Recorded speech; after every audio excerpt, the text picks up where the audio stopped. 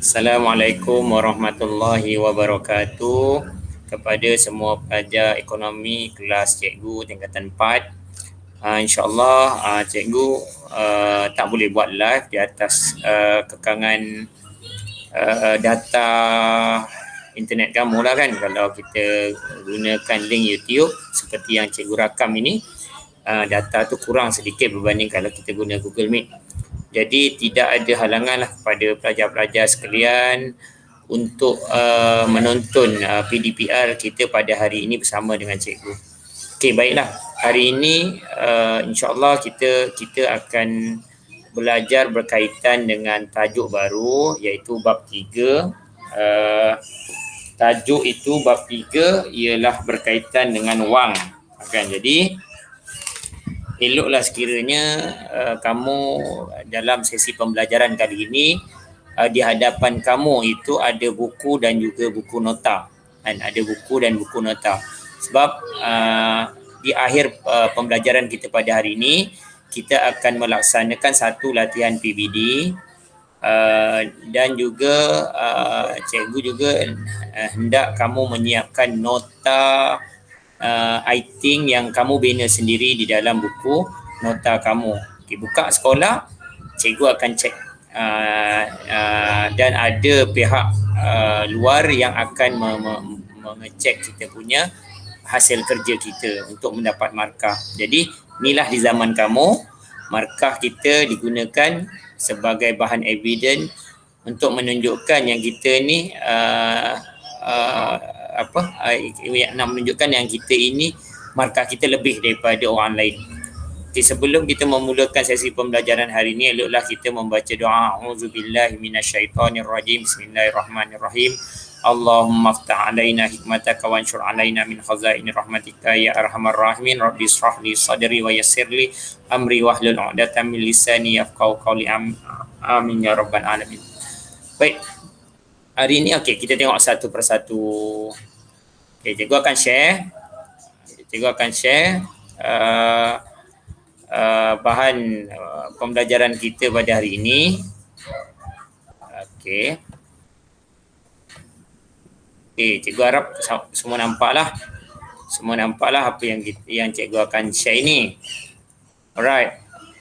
Kita tengok apakah tajuk dia. Tajuk dia ialah bab 3. Tajuk bab 3 ini adalah wang, bank dan pendapatan individu. Kalau sebelum ni kita belajar berkaitan dengan keanjalan. Keanjalan ni maknanya sensitiviti harga terhadap barang ataupun terhadap permintaan. Kan? Kita dah belajar keanjalan permintaan dan keanjalan penawaran. Okey. Masuk bab 3, ada satu lagi tajuk yang paling penting untuk peperiksaan SPM lah, terutamanya pada tahun hadapan kamu ambil. Bab 3 ini merupakan tajuk yang agak penting dan kebanyakan soalan setiap tahun bab ini masuk. Kan? Jadi kamu kena alert dan tolong mengambil perhatian di atas tajuk ini. Okey, bab 3, wang, bank dan pendapatan individu. Okey, sebelum kita pergi jauh, kita tengok apakah maksud wang yang kamu guna selalu. Kan? Wang ada RM10, wang ada RM5, RM2. Kan? RM2 sekarang ni cikgu ingat dah tak ada, dah pupus dah kot. Tapi dulu ada duit kertas RM2, RM1, 50 sen, 20 sen, not RM100. Dulu ada not RM1,000 seperti gambar rajah kat belakang tu, RM1,000. Tapi sekarang ni cikgu tak pasti sebab seperti gambar di belakang kamu yang kamu tengok tu lah. Okey. Yang itu semua kita kenal pasti sebagai wang. Alright? Okey. Sebelum cikgu nak nyatakan maksud wang ini, eloklah cikgu menceritakan tentang sejarah pertukaran yang dilakukan pada zaman dahulu. Pada zaman dahulu, anak-anak murid sekalian, bila individu itu ingin memiliki barang, mereka menggunakan dengan urusan sistem barter. Sebelum ada wang. Sebelum ada wang, mereka menggunakan sistem barter. Zaman Paleolitik, Neolitik, kan zaman-zaman dulu. Lepas tu sehinggalah kemasukan zaman Kesultanan Melayu, barulah sistem wang itu diperkenalkan. Kan? Sistem wang itu diperkenalkan. Sebelum sistem wang ni ada kat dunia ini, kebanyakan masyarakat menggunakan sistem barter. Apa dia sistem barter? Sistem pertukaran barang suka sama suka. Contoh je, aku bagi saya satu contoh. Kalau dulu, kalau andai katalah kamu ni hidup pada zaman dahulu, zaman paleolitik tu katalah, kan? Pada zaman dahulu, kamu teringin makan ayam, tapi dekat rumah kamu ada lembu. Jadi kita nak makan ayam tadi, kita cari orang yang bela ayam tadi dan kita cakap dengan orang tu, "Pakcik, saya nak makan ayam. Pakcik nak makan lembu." Seandainya pakcik tadi itu bersetuju untuk menukarkan barang antara ayam dengan lembu itu, maka terjadilah urusan jual beli. Begitulah ceritanya atau perihalnya sistem barter.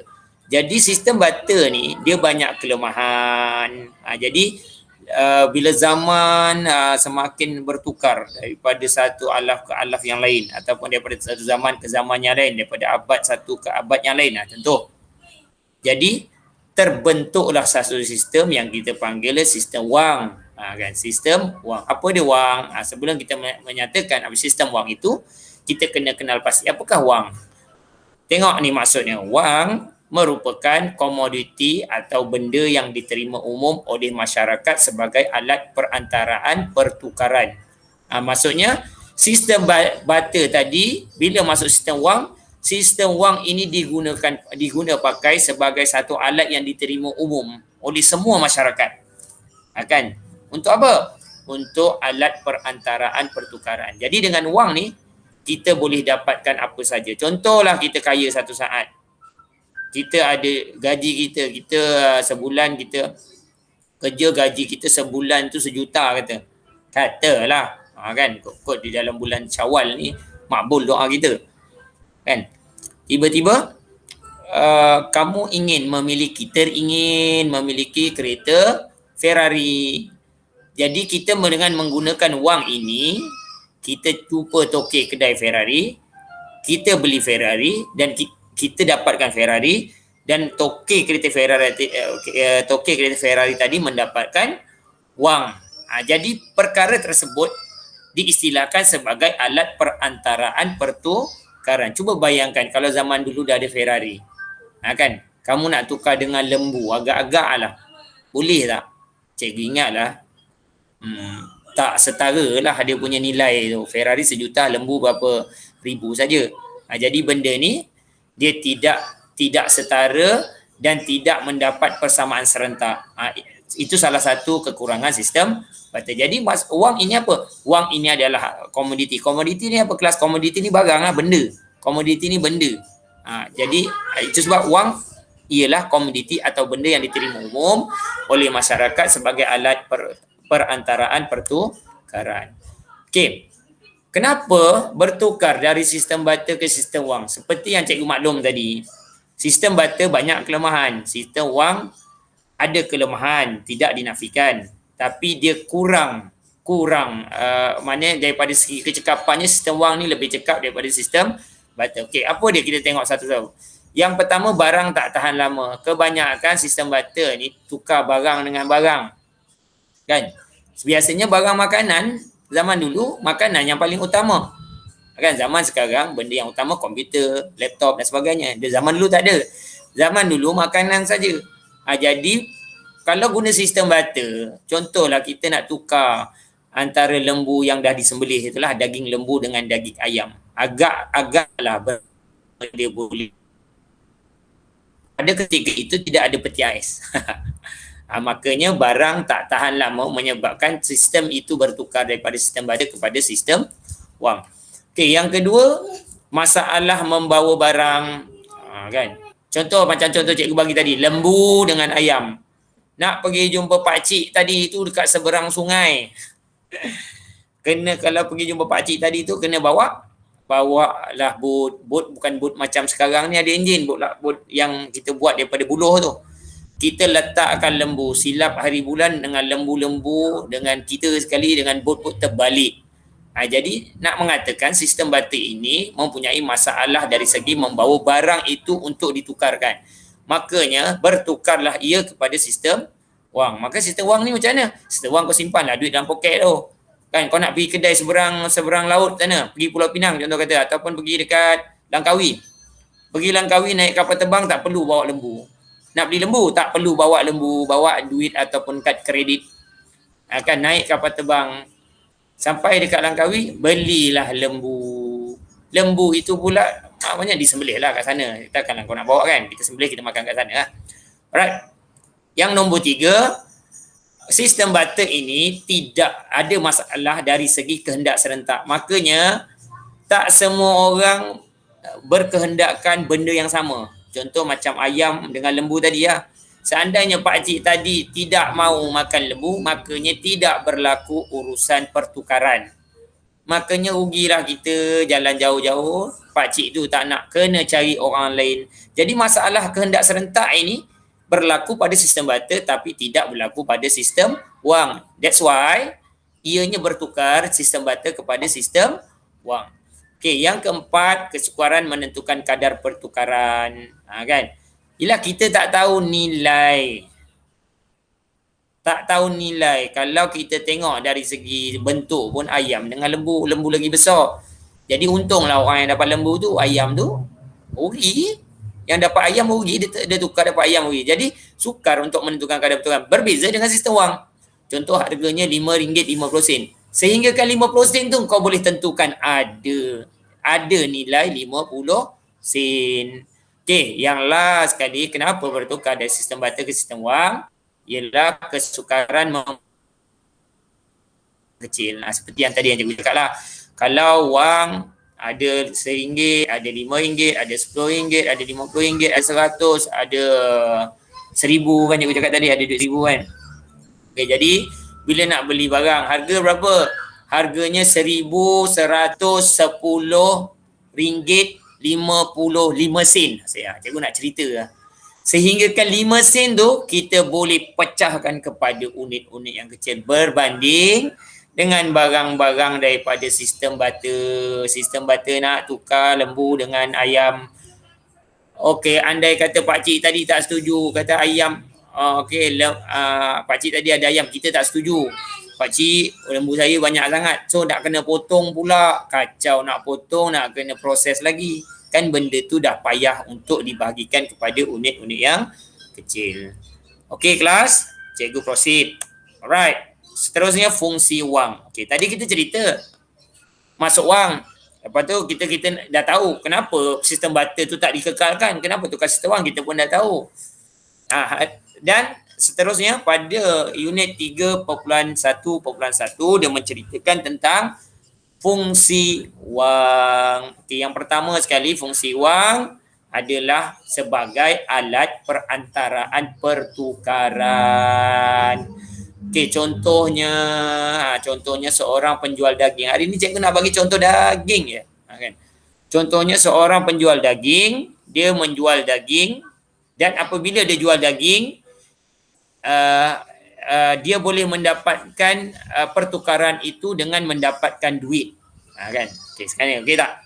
Okey, dia jual daging. Daging tadi dia jual dekat orang. Orang boleh beli dengan pertukaran dengan duit. Okey, alat perantaraan pertukaran ni masuk yang pertama ni.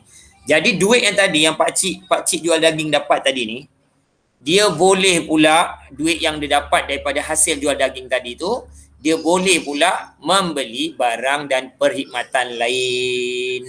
Maksudnya apa? Maksudnya duit ni dia universal lah. Kan? Dia alat perantaraan pertukaran yang sangat universal. Dengan adanya duit, kita boleh dapatkan makanan. Dan dengan adanya makanan, kita ada makanan, kita pandai buat makanan, boleh tukar kepada duit.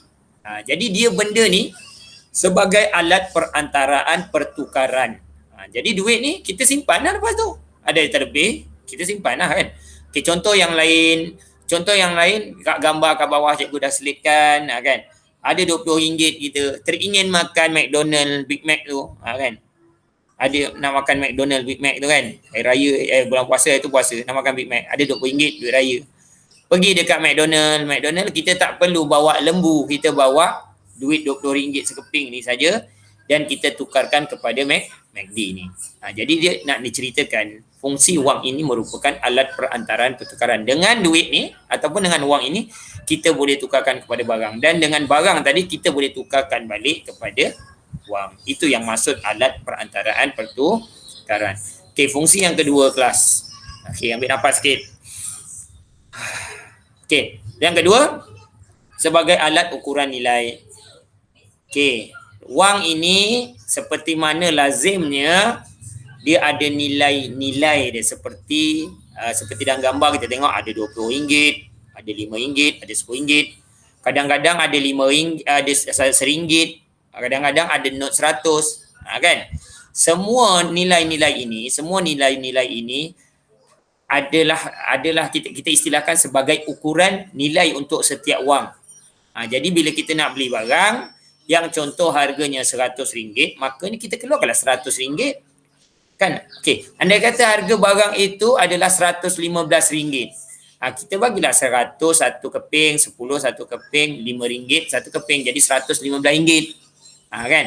Jadi kita nak cakap kan, setiap wang ini mempunyai alat ukuran nilai-nilainya. Okey, seperti contoh kat bawah ni dia kata bila seorang ingin membeli barang yang berharga RM5.50, maka dengan adanya sistem wang, seseorang boleh membahagikan nilai harga tersebut dengan ukuran harga tersebut. Sebab apa? Sebab wang ini, sistem wang ini sudah mempunyai sistem ukuran nilai-nilainya untuk setiap mata wang yang diterbitkan. Jadi nak cakap apa? Setiap mata wang ini mempunyai alat ukuran nilainya tersendiri. Kan? So kita tak perlu risaulah kalau harga tu beratus ribu pun, disebabkan wang ini ada alat, dia ada ukuran nilainya, makanya kita boleh menilai harga barang itu melalui wang. Right. Yang ketiga, wang ini digunakan sebagai alat penyimpan nilai. Kan? Wang boleh disimpan dalam tempoh yang lama kerana sifatnya yang tahan lama dan boleh digunakan pada masa akan datang. Betul tak? Contoh kau menabung, kan?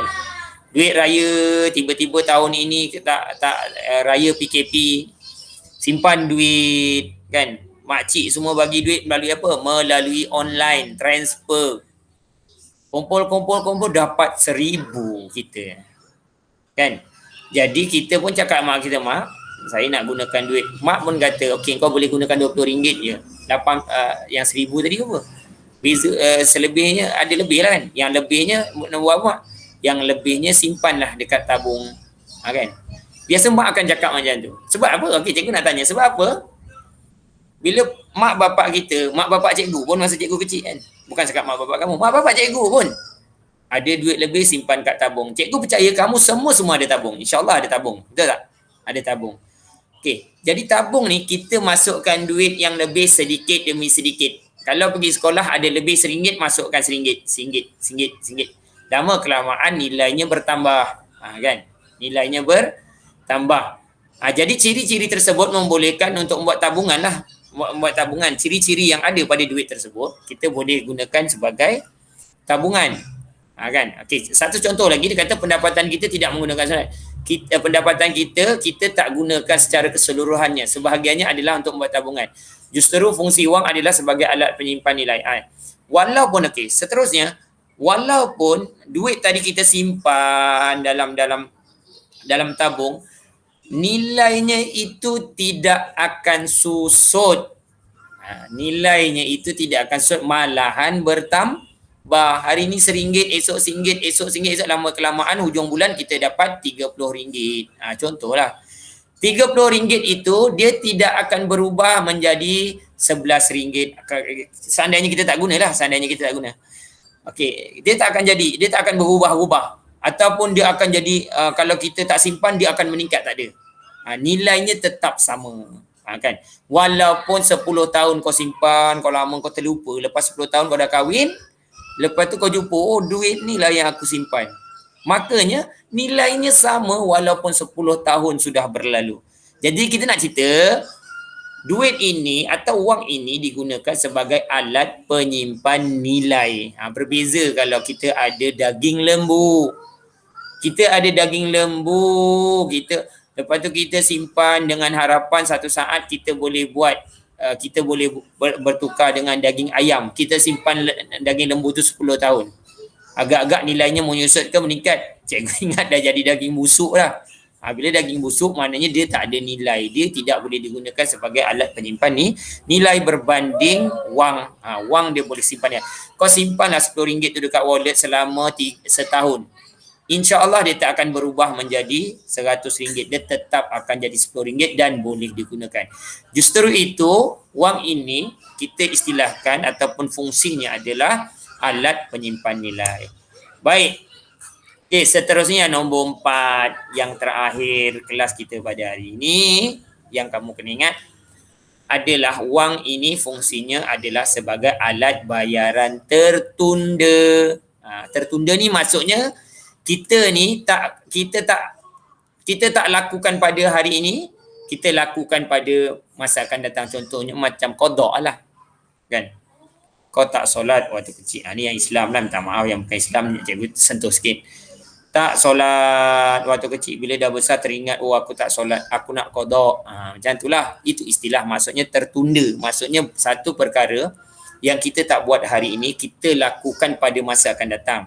Jadi wang ini digunakan sebagai alat bayaran tertunda. Maksudnya dia bayar lambat. Jadi nak ceritanya macam mana? Dalam dunia masa kini yang kita sekarang kehidupan kita ini, ada dua sistem urus niaga yang iaitu kita gunakan sistem tunai ataupun urus niaga secara tunai. Ada juga kita beli barang atau mak ayah kamu beli barang, dia membeli barang dengan urusan jual beli secara kredit. Okey, secara tunai ni tak ada masalah lah. Secara tunai alat pertukaran barang macam biasa, selesai. Okey, bilangan urusan jual beli secara kredit, dia tak settle lagi. Maksudnya wang, dengan adanya wang, kita boleh gunakan wang tersebut untuk kita bayar barang yang kita beli tadi pada masa akan datang. Contoh kita contoh kita beli barang. Okey, kebiasaannya alat bayaran tertunda ini biasanya bila mana individu ataupun pengguna membeli barang-barang mewah. Contoh kereta. Kereta kan orang beli secara kredit. Bayar bulan-bulan, ayah kamu beli bayar bulan-bulan. Beli motor pun ada gak yang hutang, bayar bulan-bulan sehinggalah selesai. Sama juga beli rumah. Beli rumah orang bayar bulan. Orang tak beli, orang tak bayar secara tunai. Sebab apa? Dia orang tak mampu. Jadi inilah yang kita namakan wang ini digunakan sebagai alat bayaran tertunda. Alright, kelas. Okay. Jadi kita ulang balik sebelum kita menutup kelas kita pada hari ini. Apakah fungsi wang? Fungsi wang yang pertama alat perantaraan pertukaran. Yang nombor 2 alat ukuran nilai. Yang ketiga alat penyimpan nilai. Dan yang terakhir alat bayaran tertunda. Baiklah kelas. Kelas kita setakat di sini saja. Okay, sebelum berpisah kan. Okay, sekejap ya. Sebelum berpisah, cikgu nak cikgu akan memberikan latihan. Okey, latihan itu cikgu akan selitkan di dalam grup Telegram. Jadi kamu tengok apakah arahan latihan tersebut dan tolong laksanakan latihan dan aktiviti yang cikgu telah susun, sebab aktiviti PBD sebab kita dah tak ada masa lagi kan, sebab pandemik COVID ni tak selesai lagi. Jadi kami sebagai guru-guru diarahkan untuk mengambil markah PBD ini melalui kelas online ini. Jadi cikgu harap cikgu tak nak menyusahkan kamu di kemudian hari. Jadi tolong siapkan kerja ini pada hari ini. Tak apa, malam pun tak apa, hantar. Jangan terlewat sehingga 2 hari ataupun sehingga sehari. Maknanya cikgu bagi delay sehari je lah. Jadi tolong buat dan jangan buang masa kamu, dan pastikan PBD kamu pada tahun ini markahnya semua cantik aja. Ya. Okey kelas, cikgu akhiri kita punya kelas ini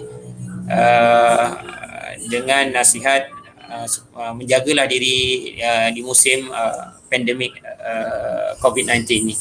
Wabillahi taufiq wal hidayah. Assalamualaikum warahmatullahi wabarakatuh. Bye.